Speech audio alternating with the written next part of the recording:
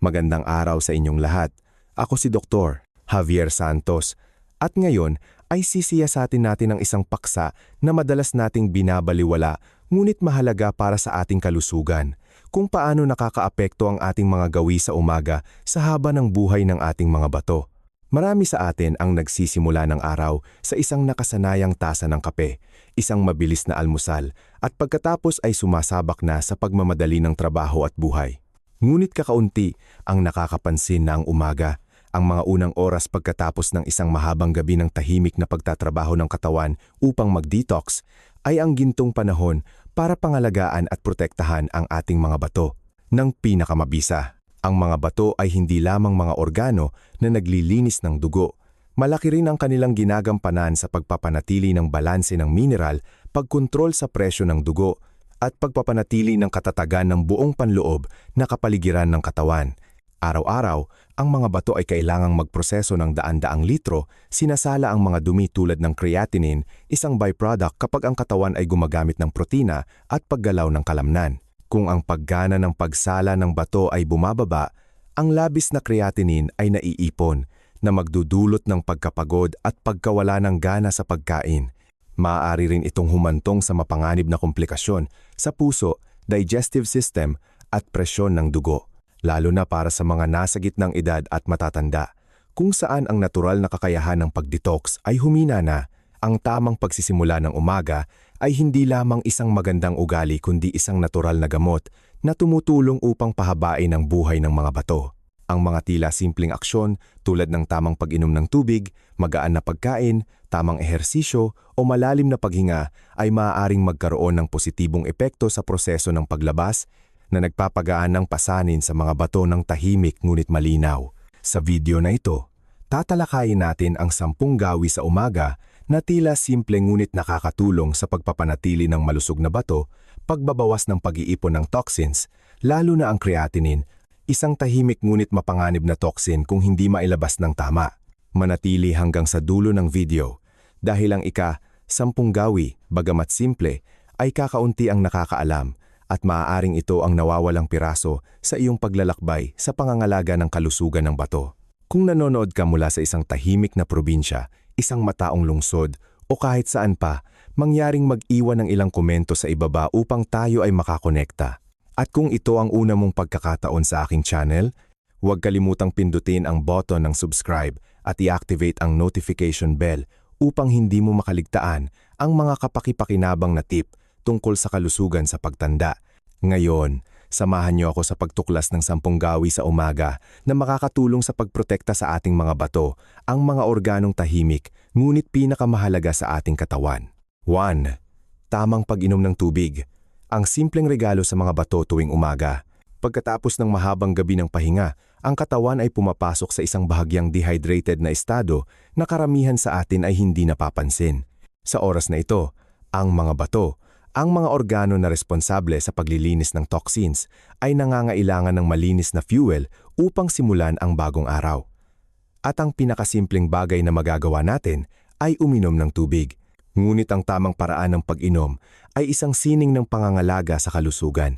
Kapag kagigising mo pa lang, ang pag-inom ng humigit kumulang 250 hanggang 500 ml ng malinis na tubig, katumbas ng 1 hanggang 2 baso, ay makakatulong sa paggising ng digestive system, sumusuporta sa sirkulasyon ng dugo, at lalo na nagpapagaan ng pasanin sa mga bato sa pamamagitan ng pagtulong sa paglabas ng mga dumi tulad ng creatinine na naiipon sa dugo. Mas mainam ang maligamgam na tubig o tubig sa temperatura ng silid kaysa sa malamig na tubig. Ang maligamgam na tubig ay nakakatulong sa pagpapalawak ng mga daluyan ng dugo, nagpapataas ng sirkulasyon, kaya nagiging mas epektibo ang paggana ng pagsala ng bato. Maraming matatanda sa Pilipinas, lalo na sa mga probinsya, ang may ugaling magdagdag ng ilang hiwa ng kalamansi o dayap sa kanilang baso ng tubig sa umaga. Ang kalamansi ay hindi lamang nagbibigay ng masarap na lasa ngunit nagbibigay din ng citric acid, isang sangkap na nakakatulong na maiwasan ang pagbuo ng bato sa bato dahil sa kakayahan nitong pigilan ang labis na calcium sa ihi. Kasabay nito, ang prutas na ito ay nagbibigay din ng vitamin C, isang natural na antioxidant na nakakatulong na protektahan ang mga selula ng bato mula sa talamak na pamamaga na dulot ng edad. Gayunpaman, Hindi ibig sabihin na mas maraming tubig ang iinumin, mas mabuti, lalo na sa mga matatanda na may dati ng sakit sa puso o bato. Ang pag-inom ng labis na tubig sa maikling panahon ay maaring magdulot ng pamamaga, electrolyte imbalance, at magpataas ng presyon sa puso. Ang isang praktikal na paraan upang suriin ay ang pagmasdan ang kulay ng ihi. Ang mapusyaw na dilaw ay mabuti, ang madilim na dilaw ay nangangahulugang dehydrated ka. Kung malinaw na malinaw, maaaring labis na ang nainom mo. Bukod sa malinis na tubig, dapat ka ring uminom ng tubig mula sa natural na pagkain tulad ng pakwan, pipino, dalandan o isang baso ng light fruit smoothie. Ang mga pagkain ito ay hindi lamang nagbibigay ng tubig, kundi nagbibigay din ng maraming mineral at anti-inflammatory compounds na kapakipakinabang para sa mga nasa panganib ng pagkasira ng bato o mataas na presyon ng dugo. Ang pangangalaga sa bato ay hindi isang malaking bagay. Kung minsan, ito ay simpleng pagsisimula ng isang bagong araw sa isang simple ngunit tamang gawi. Uminom ng isang baso ng maligamgam na tubig upang bigyan ng iyong mga bato ng isang hindi nakikitang ngunit napakahalagang regalo, ang regalo ng pagiging alerto, ng daloy ng buhay at ng pasasalamat sa iyong katawan. 2. Magaan na ehersisyo, ang lihim sa malusog na bato tuwing umaga. Mula sa gitnang edad pataas, ang ehersisyo ay hindi lamang isang pangangailangan, kundi isang mahalagang toniko. Ngunit ang mahalaga ay ang pagpili ng tamang paraan. Marami sa inyo ang nag-iisip na mas malakas ang ehersisyo, mas maraming pawis ang ilalabas, mas magiging malusog. Sa totoo lang, para sa mga lampas 60, lalo na kung ang paggana ng bato ay nagpapakita na ng mga senyales ng paghina, ito ay maaaring maging kontraproduktibo. Sa umaga, pagkatapos ng mahabang gabi ng pahinga, ang katawan ay hindi pa handa para sa masyadong mabilis o matinding paggalaw. Kung magsisimula kang tumakbo o magbuhat ng mabibigat na timbang paggising mo pa lang, ang mga selula ng kalamnan ay maaaring masira ng higit pa sa kinakailangan. Kung gayon, ang katawan ay maglilikha ng mas maraming creatinine, isang sangkap na kailangang pagtrabahuhan ng mga bato upang mailabas. Para sa mga may mataas na antas ng creatinine, ito ay isang bagay na dapat isaalang-alang dahil hindi sinasadya nitong pinapataas ang pasanin sa mga bato. Hindi lang yan, ang pag-eehersisyo ng matindi sa umaga ay maglilikha ng mas maraming lactic acid at free radicals, mga sangkap na nagdudulot ng tahimik na pamamaga sa katawan. Ito ay nagpapabagal sa proseso ng paggaling pagkatapos ng ehersisyo, lalo na para sa mga may mahinang kalusugan. Isa pang bagay na kakaunti ang nakakapansin, ang dehydration dahil sa pagpapawis nang hindi kaagad napapalitan ang nawalang tubig ay magpapalapot ng dugo, kaya babawasan ang kakayahan ng mga bato na magsala. Sa makatuwatuwid, ang pinakaangkop na ehersisyo sa umaga ay ang magaan, malambot at hindi pilit ang katawan. Isang mabagal na paglalakad sa paligid ng bakuran, ilang stretches o isang magaan na sesyon ng yoga o tai chi sa loob lamang ng 15 hanggang 30 minuto ay sapat na upang mapabuti ang sirkulasyon ng dugo, magdala ng oxygen sa mga organo, patatagin ang presyon ng dugo at pakalmahin ang mga ugat. Ang mga mabagal ngunit regular na paggalaw ay hindi lamang nagpapainit sa katawan, kundi parang isang pasasalamat din sa mga bato, ang mga tahimik na organo na nagdadala ng mahalagang papel sa loob ng maraming dekada. Kung gusto mo pa rin ng matinding ehersisyo tulad ng pagbibisikleta, paglangoy o pagbubuhat ng timbang, okay lang, ilipat lang ito sa hapon kapag ang katawan ay may sapat ng tubig at enerhiya at ang mga sistema ng organo ay handa na. Hayaan ang iyong mga bato na huminga sa pamamagitan ng pag-unawa sa iyong katawan at paglalakad ng malumanay sa umaga. Ito ang paraan upang mapanatili natin ang ating pisikal at mental na kalusugan sa isang matatag at mabuting paraan sa ating sarili. 3. Magpainit sa araw sa umaga, ang natural na paraan upang mapalusog ang iyong mga bato. Tuwing umaga, marami sa atin ang nagsisimula ng araw sa isang tasa ng kape sa loob ng bahay, nagbabrowse sa telepono para sa balita, o nakaupo sa ilalim ng fluorescent light na nakakalimutan na ang natural na sikat ng araw sa labas ay isang mahalagang regalo mula sa kalikasan, lalo na para sa kalusugan ng bato at pagtanda. Ang sikat ng araw sa umaga ay ang pinakamayaman at pinakadalisay na pinagmumulan ng vitamin D na maaaring makuha ng katawan. Hindi tulad ng ibang bitamina na maaaring makuha sa mga supplement, ang vitamin D ay nangangailangan ng espesyal na kondisyon, sikat ng araw. Kapag ang katawan ay nalantad sa sikat ng araw, Ang balat ay nag-activate ng proseso ng synthesis ng vitamin D, isang mahalagang micronutrient sa pag-regulate ng calcium, phosphorus, laban sa pamamaga, at pagpapalakas ng immune system. Lahat ng mga salik na ito ay direktang nauugnay sa paggana ng bato dahil kapag mahina ang mga bato, hindi ma-activate ng katawan ang vitamin D ng tama kaya bumababa ang proseso ng pagsala ng dugo, nagiging sanhi ng kaguluhan sa mineral at nakakaapekto sa presyon ng dugo. Madalas kong ipinapayo sa mga matatanda na maglaan ng hindi bababa sa 10 hanggang 20 minuto tuwing umaga upang magpainit sa araw ng bahagya. Hindi na kailangang lumayo, umupo lang sa beranda, balkonahe o mamasyal ng bahagya sa paligid ng bakuran upang ang sikat ng araw ay dumampi sa mukha, kamay o paa.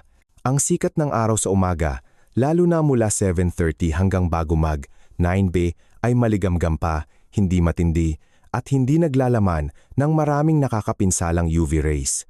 Kapag ang banayad na sikat ng araw ay dumaan sa balat, hindi lamang ang vitamin D ang na-activate, kundi nakakatulong din ito sa katawan na makagawa ng serotonin, isang neurotransmitter na nagbibigay ng pakiramdam ng kagalakan, nakakatulong na mabawasan ang pagkabalisa, patatagin ang presyon ng dugo, at makatulog ng mas mahimbing.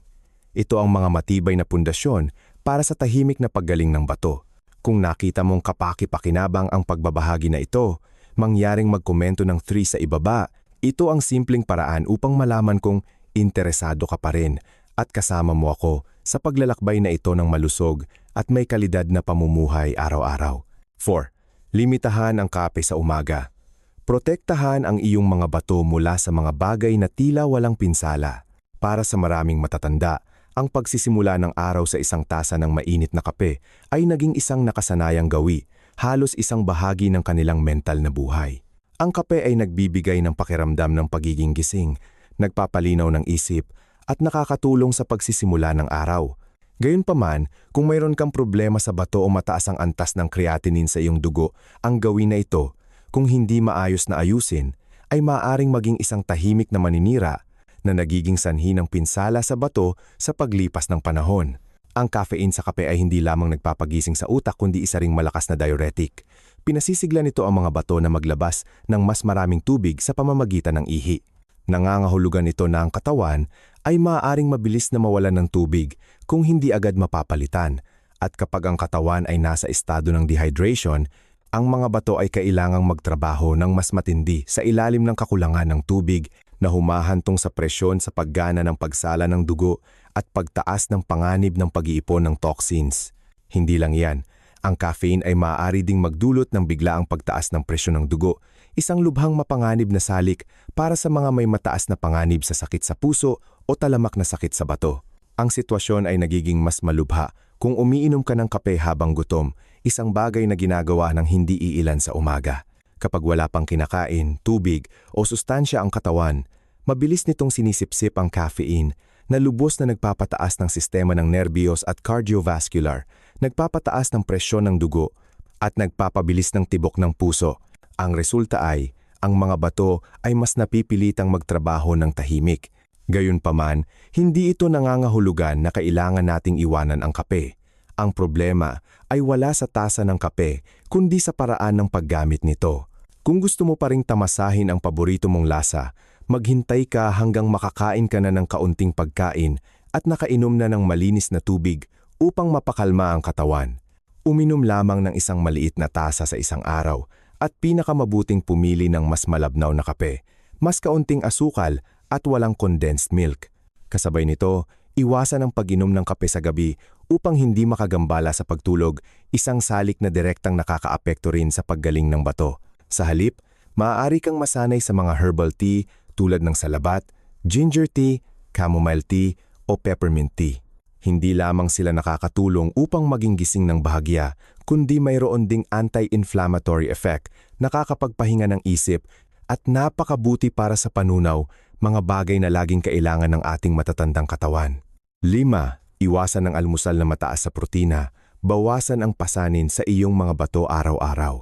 Sa pangkalahatang kaisipan ng maraming matatanda, lalo na ang mga nagbibigay pansin sa nutrisyon, ang almusal na mayaman sa protina tulad ng itlog, karne, tulad ng longganisa o tocino, sausage, gatas o nutritional powder ay itinuturing na magandang simula para sa kalusugan. Ngunit kung interesado ka sa kalusugan ng bato o nagkaroon ka na ng mataas na antas ng creatinine, ang pagsisimula ng araw sa isang pagkaing mataas sa protina ay kailangang maingat na pag-isipan. Kapag kumain ka ng maraming protina, maging mula sa itlog, baka, manok o gatas, sisirain ito ng katawan sa mga amino acid. Ito ang kapaki-pakinabang na bahagi.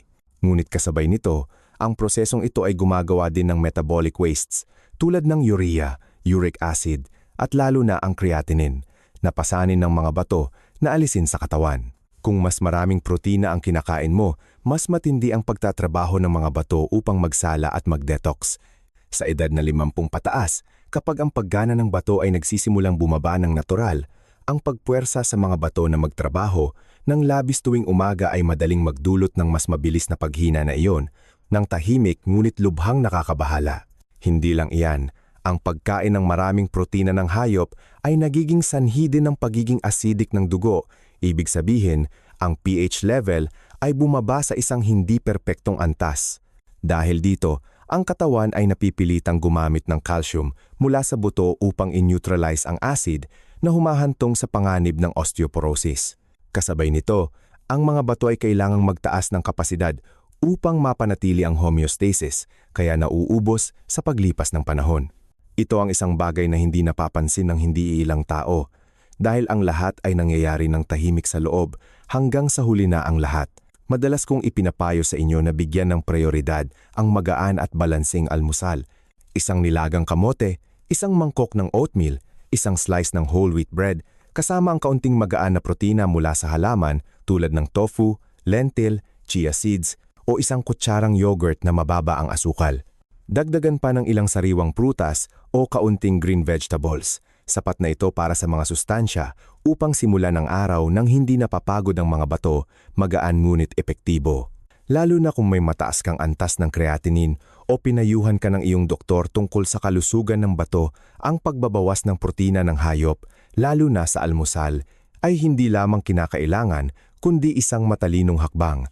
Hindi ito nangangahulugan ng ganap na pag-iwas, kundi ang pag-alam sa iyong kakayahan, pakikinig sa iyong katawan, at pagiging maingat sa iyong mga bato araw-araw. Dahil kung minsan, ang pangangalaga sa kalusugan ay hindi nangangailangan ng mga supplement kundi ang pagpili ng isang malusog na almusal upang ang katawan ay maging payapa at ang mga bato ay makapagpahinga.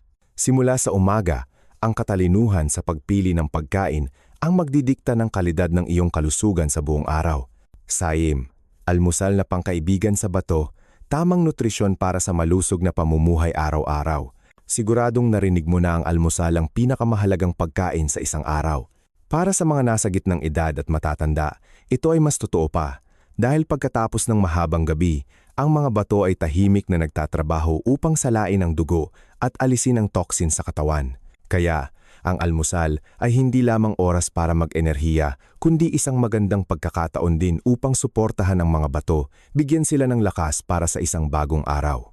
Ngunit paano kumain ng almusal na mabuti para sa mga bato?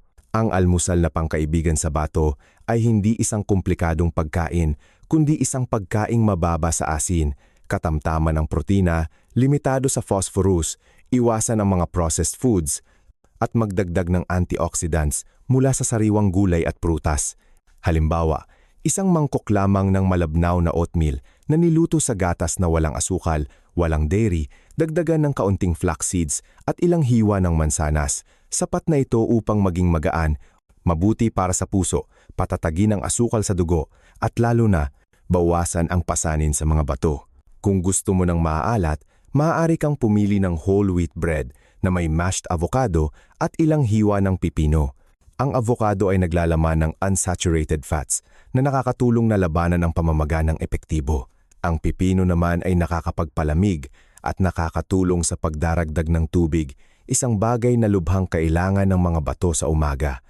Ang mga pagkain ito, bagamat simple, ay mahalaga para sa mga nais panatilihing malusog ang kanilang mga bato. Bukod dito, ang mga smoothies mula sa saging, melon, strawberry na hinaluan ng gatas ng bigas o gatas ng oats ay napakabuti rin.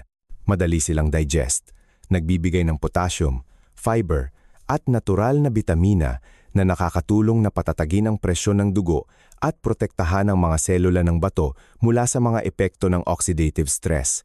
Gayunpaman, kung kailangan mong limitahan ang potassium, dapat kang gumamit ng prutas tulad ng mansanas, peras o humingi ng payo sa isang espesyalista upang ayusin ang iyong diet ayon sa iyong individual na kondisyon. Ang mahalaga ay iwasan ang mga pagkaing pang-almusal na mataas sa asin, saturated fats at nakatagong phosphorus na karaniwang matatagpuan sa mga sausage, cured meats tulad ng tapa o longganisa, processed cheese, industrial pastries o instant noodles. Ang mga pagkaing ito, bagamat maginhawa, ay nagpapapagod sa mga bato, madalas na humahantong sa mataas na presyo ng dugo, pamamaga at pagbaba ng paggana ng pagsala ng dugo. C. Iwasan ang creatine supplements. Huwag pababayaan ang iyong mga bato na magtrabaho ng labis. Sa nakaraang ilang taon, napansin ko na parami ang mga nasa gitnang edad at matatanda ang nagsisimulang magbigay pansin sa ehersisyo, pagbuo ng tibay at pagpapanatili ng pisikal na anyo. Ito ay isang magandang senyales dahil ang ehersisyo ay ang susi sa pagpapanatili ng matatag na kalusugan sa pagtanda. Gayunpaman, bukod sa pagsisikap sa pag-eehersisyo, hindi iilang tao ang pumipili na mag-supplement ng creatinine, isang uri ng functional food na madalas na ipinagmamalaki na nakakatulong sa pagtaas ng kalamnan at lakas ng mabilis. At ito ay maaaring maging isang dalawang talim na espada kung mayroon kang sakit sa bato nang hindi mo nalalaman. Ang creatine ay isang natural na compound na matatagpuan sa katawan pangunahin na nakaimbak sa mga kalamnan. Kapag pumasok ito sa katawan, ito ay nagko-convert sa creatinine, isang dumi na kailangang salain ng mga bato araw-araw. Kung magdagdag ka ng creatine mula sa labas, tataas ang antas ng creatinine na nangangahulugang ang mga bato ay kailangang magtrabaho ng mas matindi. At kung ang paggana ng iyong bato ay humina, ito ay parang pagpapatakbo ng isang lumang makina sa mataas na bilis. Maaga o huli, ito ay mapapagod at masisira.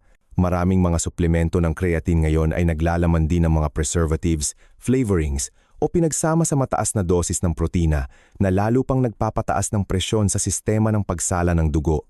Para sa mga matatanda, ito ay isang bagay na dapat isaalang-alang dahil ang mga bato ay humina na ang paggana sa paglipas ng panahon.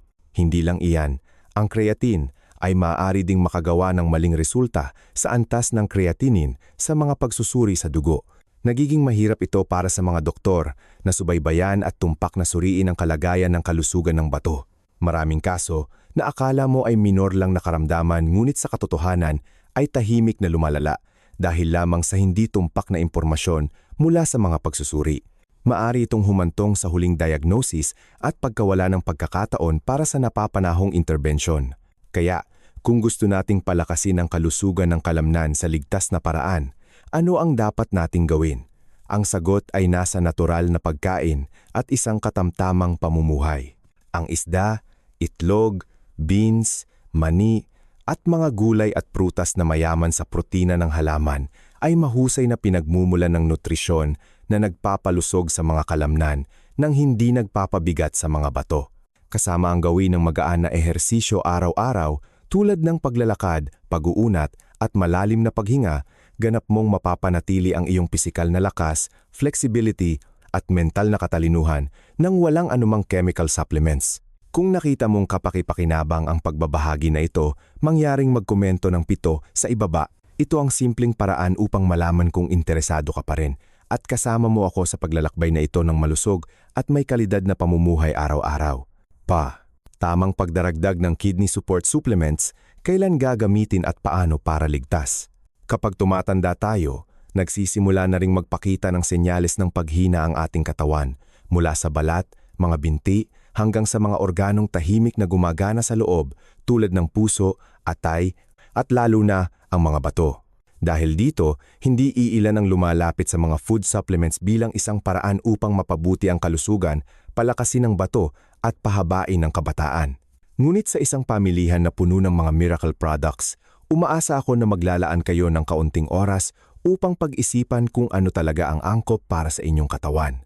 Kung gagamitin ng tama, ang ilang food supplements ay maaaring magbigay ng tiyak na benepisyo sa kalusugan ng bato. Halimbawa, ang omega, 3 sa fish oil, ay hindi lamang nakakatulong na bawasan ang pamamaga at presyo ng dugo, kundi pinoprotektahan din ang puso, kaya hindi direktang sumusuporta sa paggana ng bato. O ang coenzyme Q10, isang mahalagang antioxidant na nakakatulong na mapabuti ang enerhiya ng selula, at sa ilang pag-aaral, ipinakita na makakatulong na bawasan ang antas ng creatinine sa mga pasyente ng chronic kidney disease. Ito ang mga patunay na kung may tamang gabay, ang mga suplemento ay may lugar pa rin sa paglalakbay ng pangangalaga sa kalusugan ng matatanda. Bukod pa rito, ang ilang halamang gamot mula sa kalikasan tulad ng dandelion root, nettle o astragalus na karaniwan sa maraming tradisyonal na gamot ay sinasabing nakakatulong na maging banayad na diuretic, sumusuporta sa paglabas ng toxins at nagpapabuti ng sirkulasyon ng dugo sa mga bato. Gayunpaman, gusto kong bigyang diin na huwag itong gamitin ng walang payo ng doktor. Ang mga matatanda ay madalas na may maraming underlying medical conditions tulad ng mataas na presyo ng dugo, diabetes, o mayroon ng senyales ng pagbaba ng paggana ng bato. Ang paggamit ng maling dosis o maling uri ay maaring magbigay ng dagdag na pasanin sa mga bato na mahina na o maging sanhi ng mapanganib na interaksyon kung umiinom ng Western medicine. Sa katunayan, ang ilang uri ng food supplements, bagamat sinasabing pampalakas ng bato, ay naglalaman ng mataas na antas ng potassium, phosphorus, high-dose vitamin C o preservatives. Lahat ng ito ay hamon sa kakayahan ng mga bato na magsala ng dugo at maglabas para sa katawan ng matatanda na humina na ang kakayahan sa metabolismo. Ang mga produktong ito ay hindi na support kundi maaaring maging sanhi ng karagdagang paghina ng bato. Kaya, maunawaan natin na ang food supplements ay taga-suporta lamang at hindi maaaring palitan ang pundasyon ng kalusugan na itinayo mula sa isang malusog na diet, sapat na pahinga at magaan na ehersisyo.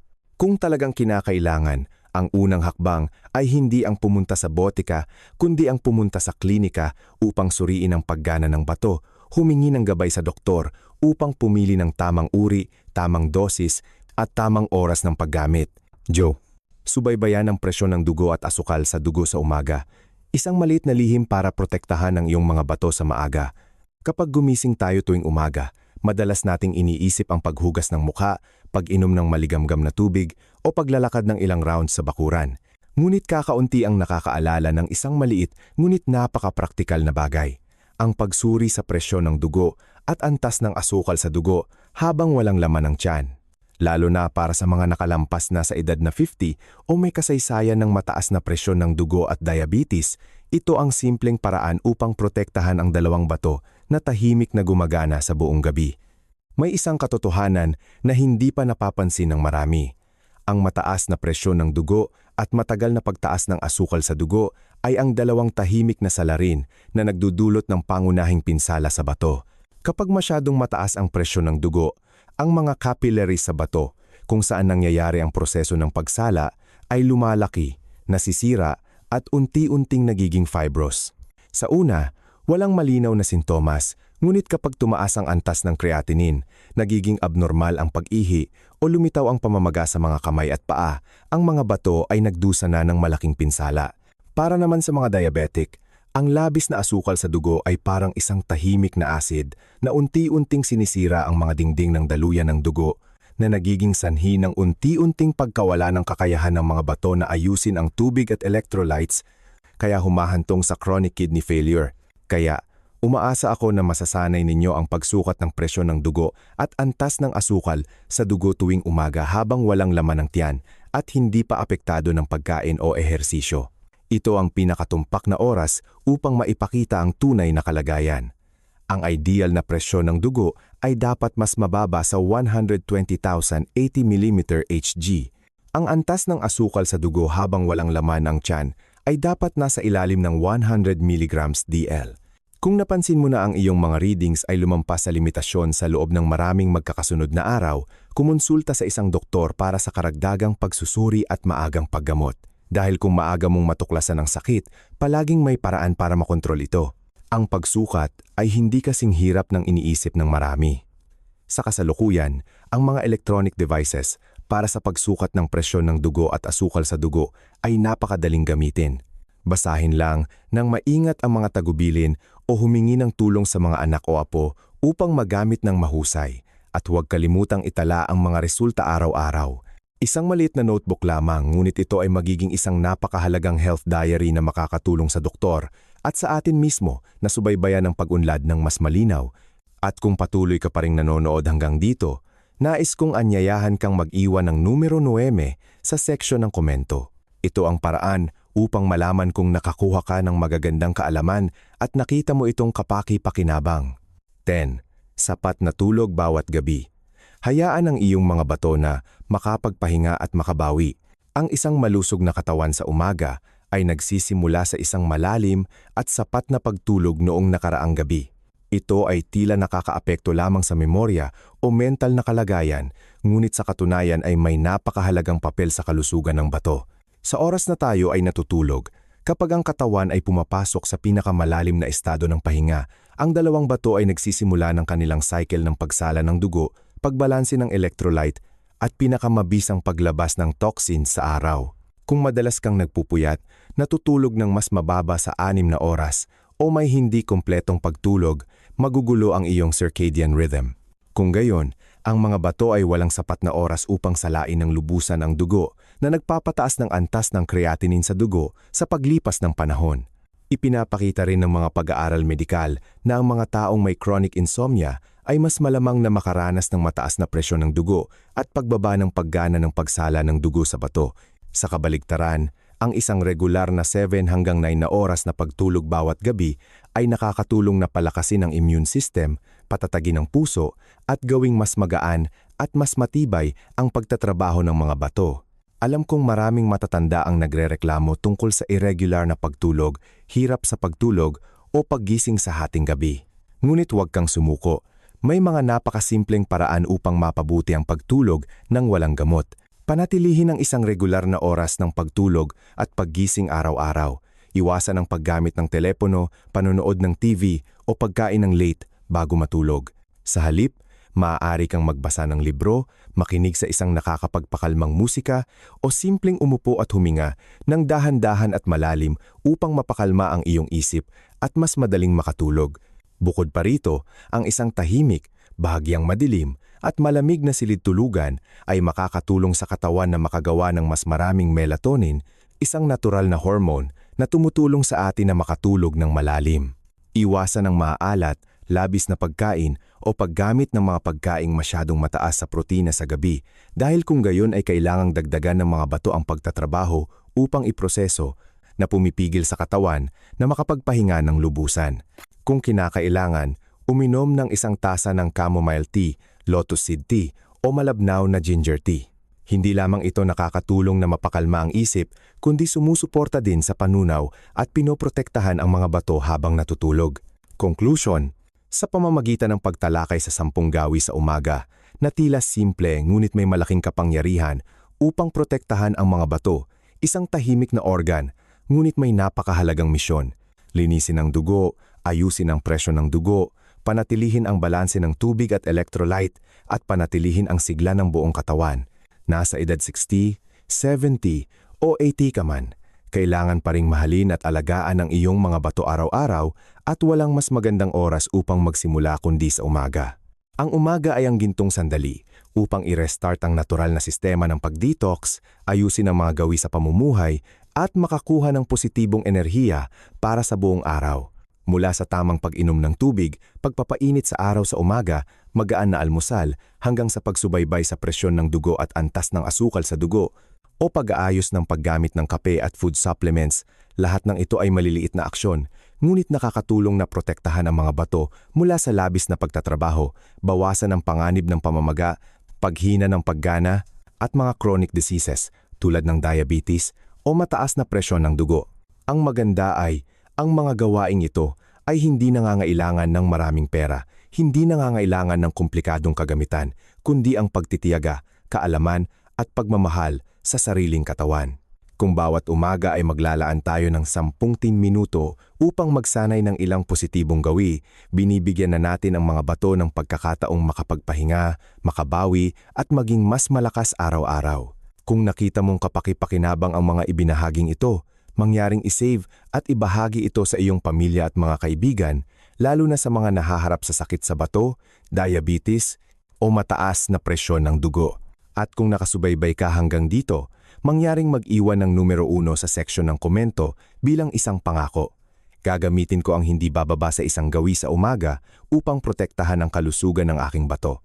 Kung nag-iisip ka pa rin o nais mong matuto pa, malayang mag-iwan ng 0.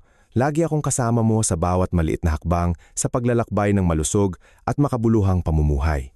Nawa ay ang bawat umaga ay maging isang bagong araw na puno ng sigla, kapayapaan sa kaluluwa at isang malusog na katawan mula sa loob palabas. Simula sa ating dalawang bato na tahimik ngunit napakahalaga. Salamat sa panonood.